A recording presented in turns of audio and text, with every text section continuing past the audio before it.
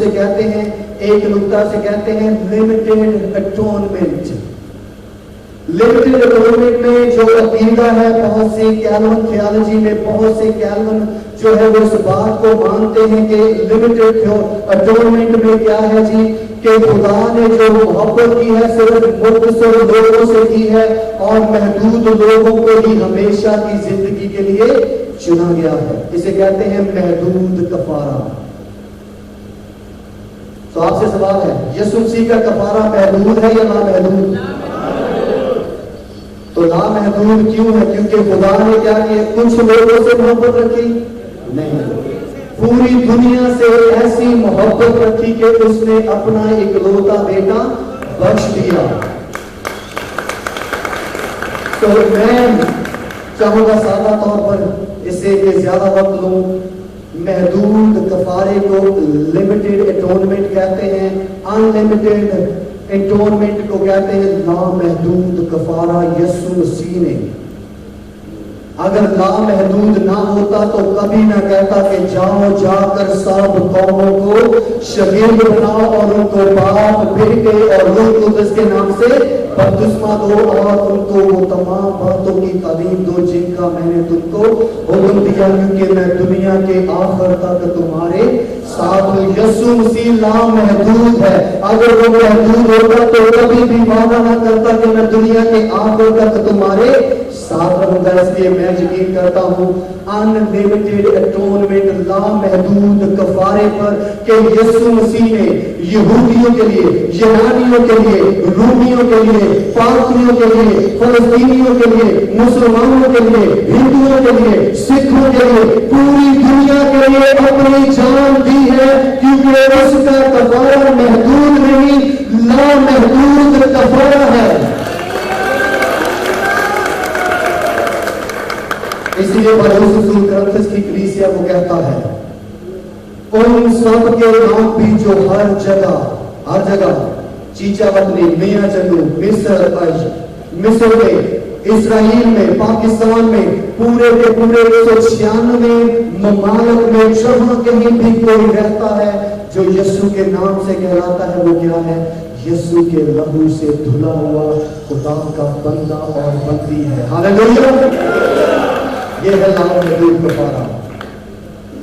اگر ہم محدود کفارے کو مانیں گے تو پھر ہم یہوہ وٹنس کے تعلیم کو آپ نے سنا ہوگا کہ وہ 1,44,000 کے نمبروں کی تعداد کو پورا کرنے کے لیے پچھلے 2000 سال سے یا کہہ سکتے 1500 سال سے لگے ہوئے ہیں اور ابھی تک 1,44,000 پورے نہیں ہوئے. وہ بھی کیا کہتے ہیں کہ 1,44,000 ہی ہیں جو خدا کے پیراڈائز میں جائیں گے، باقی سب ہلاک ہوں گے. اگر ایسا مسیحیت کا عقیدہ ہوگا تو پھر مسیحیت کو کوئی بھی نہیں مانے گا. وہ اپنی ہی ان گنگے بھوتوں میں خوش ہیں کیونکہ پھر ہمارے پیغام میں کوئی قدرت نہیں اگر ہم ان کو نہیں کہتے کہ یسوع مسیح تمہارے گناہوں کے لیے کفارہ دے چکا ہے، قبول کرنا تم پر ہے. ہاللیلویا. سو لامحدود کفارہ پالوس رسول یہاں پر بیان کر رہا ہے. ناظرین کرنتھس کی کلیسیا کے ان مقدسین کو بلکہ ان سب کے نام جو ہر جگہ ہمارے خدا یسوع مسیح کے نام کی کیا کرتے ہیں؟ نام سے کہلاتے ہیں. یہ پہلی تین آیات میں وہ تعارف کرتا ہے اور تعارف کے بعد جب ہم دیکھتے ہیں تو چوتھی آیت میں لکھا ہے میں تمہارے بارے میں خدا کے اس فضل کے باعث جو یسوع مسیح میں تم پر ہوا ہمیشہ اپنے خدا کا شکر کرتا ہوں کہ تم اس میں ہو کر سب باتوں میں کلام اور علم کی ہر طرح کی دولت سے دولت مند ہو گئے. میں ایک مطالعہ کر رہا ہوں کہ at the moment of salvation یسوع مسیح کے اوپر ایمان لاتے ہی جب نجات ملتی ہے تو ایماندار کو کتنی نعمتیں ملتی ہیں زمین پر. ابھی تک جو میں نے مطالعہ کیا ہے بائبل مقدس میں نئے عہد ناموں میں غالباً 51 کیا ہے جی تحفے ملتے ہیں ایک ایماندار کو جیسے ہی وہ یسوع کو قبول کرتا ہے. وہ پالوس کہتا ہے کہ تم کلام اور علم میں کیا ہو جی دولت مند ہو گئے ہو کیونکہ تم نے بادشاہوں کے بادشاہ پر اپنا توکل کیا ہے. پالوس رسول کو کیا کہہ رہا ہے؟ بڑے زبردست طریقے سے اسے کہتے ہیں مرچی والا اور ملائی والا سینڈوچ کھلانا. اس سے پہلے کہ ان کی کانٹ چھانٹ کرے ان کو یاد دلاتا ہے کہ تم کون ہو. یہ ہم سب کے لیے بڑا زبردست سبق ہے. کسی کو ملامت کرنے سے پہلے اسے یاد دلائیں کہ وہ مسیح میں کون ہے. پالوس یہاں پر یہی کر رہا ہے. آگے کیا لکھا ہے؟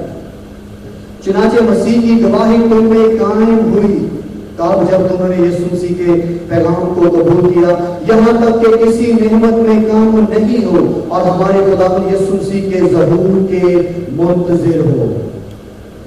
کرنتس کے رہنے والے جو کہ مختلف بیک گراؤنڈ سے معبودوں میں سے جو گنگے بتوں کی پوجا کرتے تھے، آگے چل کر ہمیں پتا چلے گا وہ ان کو کہتا ہے کہ جب تم گنگے بتوں کی پوجا کرتے تھے، جدھر کوئی ان کو لے جاتا تھا تم جاتے تھے، وہ ان کو سکھاتا ہے اور یاد دلاتا ہے کہ تم کون ہو، تمہاری پہچان کیا ہے.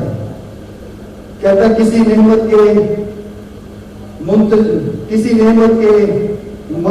میں کم نہیں ہو اور ہمارے خداوند یسوع مسیح کے ظہور کے منتظر ہو. فریسی کیا کرتے تھے یہ عقیدہ؟ وہ یسوع مسیح کی تعلیم کے مطابق جب ہم دیکھتے ہیں تو جواب ملتا ہے کہ وہ فرشتوں پر اور روحوں پر اور قیامت پر یقین رکھتے تھے. صدوقی ان باتوں کے انکاری تھے. یہاں پر پالوس رسول کو کیا کہہ رہا ہے؟ تم یسوع مسیح کے آنے کے منتظر ہو. دوسرے لفظوں میں اگر منتظر ہو تو اس کا مطلب ہے کہ تم نے قبول کیا ہے کہ ایک دن وہ مرا بھی تھا. اگر وہ مرا بھی تھا تو وہ دفنایا بھی گیا تھا. اگر وہ دفنایا بھی گیا ہے تو وہ زندہ بھی ہوا ہے. اگر وہ زندہ ہوا ہے تو پھر تم اس کے منتظر ہو اور وہ جلد واپس آئے گا. ان کو یاد دلاتا ہے پہلے کرنتھیوں کے پہلے باب کی 6 آیت میں اور 8ویں آیت میں کہتا ہے جو تم کو آخر تک قائم بھی رکھے گا. آسمان اور زمین ڈر جائیں گے، دوست ہم کو چھوڑ کر چلے جائیں گے، یسوع مسیح کبھی بھی ہمیں نہیں چھوڑے گا. یہ پالوس رسول کہہ رہا ہے. اور آگے کیا لکھا تھا کہ تم ہمارے خداوند یسوع مسیح کے دن بے الزام ٹھہرو.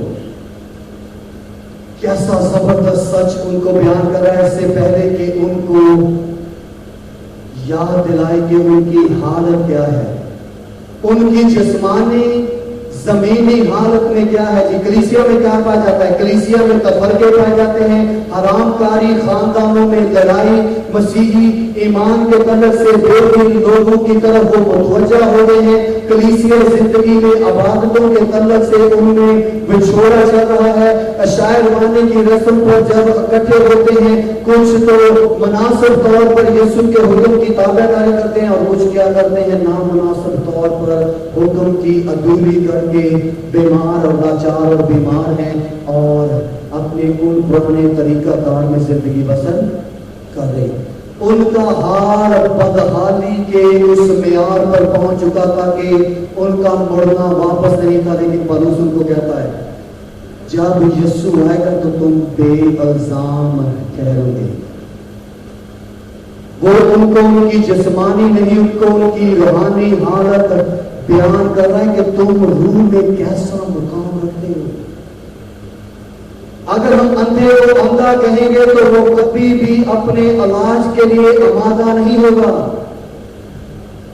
اگر ہم اندھے کو کہیں گے کہ جی تمہیں چشمے کی نہیں، تمہیں آپریشن کی ضرورت ہے، کیونکہ اندھے کو چشمہ لگوا کر اس کے اندھے پن کو تو ڈھانپا جا سکتا ہے، اس کو زمینی طور پر تو مطمئن کیا جا سکتا ہے کہ تمہاری آنکھوں کو کوئی نہیں دیکھ رہا، اس لیے اگر کوئی تمہاری آنکھوں کو دیکھ رہا تم ان کو نہیں دیکھ رہے، مطمئن ہو جاؤ اور اسی میں زندگی بسر کرو تو پھر تمہیں کوئی نقصان نہیں. اندھے کو چشمہ نہیں بلکہ آپریشن کی ضرورت ہے. اور وہ تو کہہ رہا ہے کہ تمہارے اندر جو روحانی مومنی کا فطور بس گیا ہے اس ناسور کو ختم کرنے کے لیے یاد دلانے کی ضرورت ہے کہ تم ہے کون. آج ہم پاسبانوں کو، مسیحی ایمانداروں کو ان کی حالت یاد دلانے کی ضرورت ہے کہ وہ ہے کون. پالوس رسول یہاں پر یہی کر رہا ہے. تو جب ہم 9 آیات کو دیکھتے ہیں تو یہاں پر پالوس رسول تعریف کرتا ہے، شکر گزاری کرتا ہے، سرجری کرتا ہے، جس کے لیے اس کو ٹیکا بھی نہیں لگانا پڑا کہ ان کو بے ہوش کرے، بے ہوشوں کو بے ہوش کی دعا دیتا ہے اور طبیب اعظم کا پیغام یاد دلاتا ہے کہ وہ تمہارے لیے کیا ہوا ہے؟ مصلوب ہوا ہے۔ اس لیے ہم پاسبانوں کو یہ طریقہ اپنانے کی ضرورت ہے، کیونکہ کانے کو کانا کہتے رہیں گے تو وہ کبھی بھی کیا ہے جی دوائی کے لیے تیار نہیں ہوگا۔ جب میں 16 سال کا تھا، کانگو بات پڑی ہے صبح کو، میں سے ہو سکتا ہے کہ پورے تیار ہو سے بچاؤں۔ 16 سال کی عمر میں جب میں نے یسوع مسیح کو قبول کیا تو میری حالت کرنتس کی کلیسیا کی حالت جیسی تھی۔ اپنی پہچان، اپنے مقام کو، اپنے اس مالک اور خالق کو جس نے اپنے بیٹے کو بھیجا بھول چکا تھا۔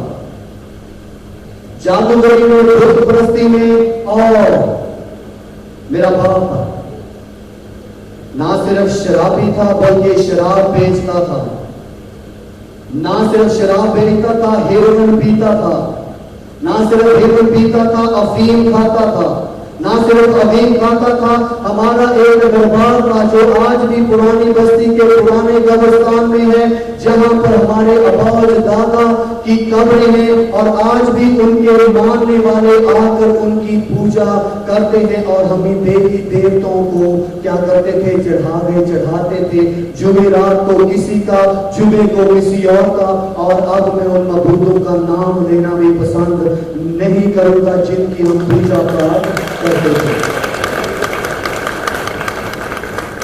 خدا کے بندے نے بڑے زبردست طریقے سے یہ نہیں کہا کہ تم اس خاندان سے ہو، کیونکہ ہماری پچھلی 3 پشتوں کا یہی کام تھا۔ میں ڈی این اے کی بات کر رہا تھا، میں نے اپنے ڈی این اے کو کروایا امریکہ میں، جب ڈی این اے کا رزلٹ آیا تو میں سوچ رہا تھا کہ شاید میری رگوں میں یہودی کون ہو، تو میں کسی کو کہوں میں ابھی مسیحیانک یہودی ہوں۔ تو جب میرے ڈی این اے کا رزلٹ آیا تو ڈی این اے کے رزلٹ میں پتا چلا کہ میرے جو آبا و اجداد ہیں اس سے پہلے پاکستان میں، پاکستان سے پہلے انڈیا میں، انڈیا سے پہلے کہاں سے شروعات ہوئی۔ تو جب رزلٹ آیا تو 1% پاپا جو کہتے ہیں پالنیشن، پاپا نیوگنی اور آسٹریلیا کے درمیان جو پانی کا جزیرہ ہے، وہاں پر ایک چھوٹا سا پہاڑ ہے جہاں پر مختصر لوگوں کی تعداد ہے، وہاں سے میرے ڈی این اے کا جو کنیکشن ہوا 1% میری جو فیملی کا تعلق اس سے نکلا۔ اس کے بعد پھر پالنیشن سے آگے ایک آئلینڈ آتا ہے جس میں 8000 سے زیادہ لینگویج کے ڈائیلاگ بولے جاتے ہیں، جو کیا کرتے ہیں، ان کے پاس گوشت نہیں، وہ بڑی عجیب چیزیں کھاتے ہیں، وہ چوہے کھا جاتے ہیں، وہ ٹڈے کھا جاتے ہیں، ان کے پاس گوشت نہیں ہے، عجیب ان کی خوراک ہے۔ اور اس علاقے کو کہتے ہیں جی پاپا نیوگنی۔ جب میں نے اپنے ڈی این اے کا ٹیسٹ دیکھا تو میں 18% پاپا نیوگنین قبیلے سے تعلق رکھنے والا نکلا، اور تیسرا جب دیکھا تو جسے ایشین کہتے ہیں، انڈین ایشین کہتے ہیں، 84% میرے ڈی این اے کا رزلٹ وہاں سے نکلا۔ اور جب میں نے اسے دیکھا تو میں نے کہا کہ یہ واقعہ ہی ہماری بیک گراؤنڈ سے ملتا جلتا ہے، کہ مجھے نہ کمے کو نہ چیز کو، جس نے نہ یسوع کو کبھی جانا نہ پہچانا، ایک پاسبان نے دعوت دی اور میں کانگو بجانے کے لیے اس چرچ میں گیا، اور وہاں پر پیغام ہو رہا تھا یوحنا 14 اس کی 6 پر کہ خداوند یسوع مسیح نے کہا راہ، حق اور زندگی میں ہوں، جو کوئی مجھ پر ایمان لائے گا وہ باپ کے پاس جائے گا۔ جب اس پر تفسیر ہو رہی تھی کہ میرے سامنے لاؤ، یسوع مسیح دوسرے لفظوں میں کہتا ہے کہ جس معبود کی، جس شخصیت کی، جس خواہش کی، جس بات کی، جس دیوی دیوتا کی تم پوجا کرتے ہو، میرے ساتھ ملا کر دیکھو، کیونکہ خدا کا کلام کہتا ہے کہ ان کی آنکھیں ہیں وہ دیکھتے نہیں، کان ہیں سنتے نہیں، ہاتھ ہیں وہ بچا نہیں سکتے، پاؤں ہیں چلتے نہیں، اور ان کے ماننے والے انہی کی مانند ہو جائیں گے۔ جب بیان کیا گیا زبور 115 کو تو میری آنکھوں پر سے جیسے پالوس کی آنکھوں پر سے تکبر اور علم کے جو چھلکے نافرمانی میں چڑھے ہوئے تھے اترے تو آنکھیں کھل گئی اور یسوع مسیح کو شخصی طور پر 16 سال کی عمر میں نے اس گرجا گھر میں جو پرانی بستی میں ہے قبول کر لیا. پالوس رسول ان کو یاد دلا رہا ہے. یہ سارا واقعہ بیان کرنے کا مقصد کیا؟ اس پاسبا نے یہ نہیں کہا کہ ہاں تو اس خاندان سے تیرا باپ شرابی ہے میں خود ان سارے کاموں کو کرتا رہا. اس نے یہ نہیں کہا. اس نے مجھے کیا دی؟ دعوت دی کہ کوئی ہے جو تمہاری تمام تاریخ کی باتوں کو تاریکی کو بدل کر نیا کیا کرے گا جی؟ تمہیں شجر نامہ دے سکتا ہے. تمہاری پرانی تمام تفصیل کو وہ اپنے پیغام میں نئی حقیقت اور کہانی بنا سکتا ہے. اور اس بات نے اس سچ کی بنیاد پر میری زندگی بدل دی اور میں نے کہا کہ جس نے مجھے جانا ہے میں اسے جانوں گا اور اس جاننے کے بعد دوسروں تک پہنچاؤں گا. اسی لیے آج آپ کے سامنے یہ ناچیز بول رہا ہے.